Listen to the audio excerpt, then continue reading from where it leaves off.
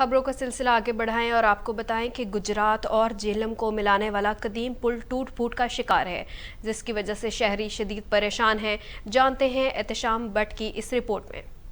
151 سال قبل تعمیر ہونے والا سرائے عالمگیر اور جہلم کو ملانے والا پرانا پل غیر توجہ کے باعث خستہ حالی کا شکار۔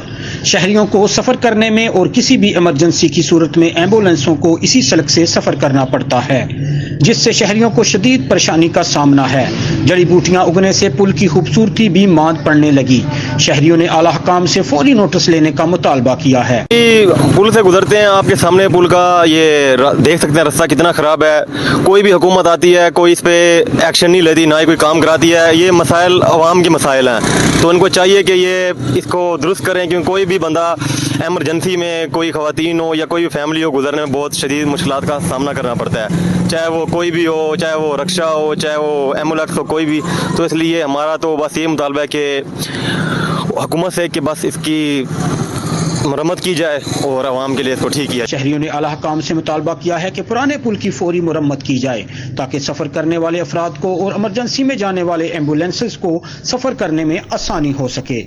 کیمرہ مین شاکر علی کے ساتھ احتشام بٹ، وائس نیوز، سرائے عالمگیر۔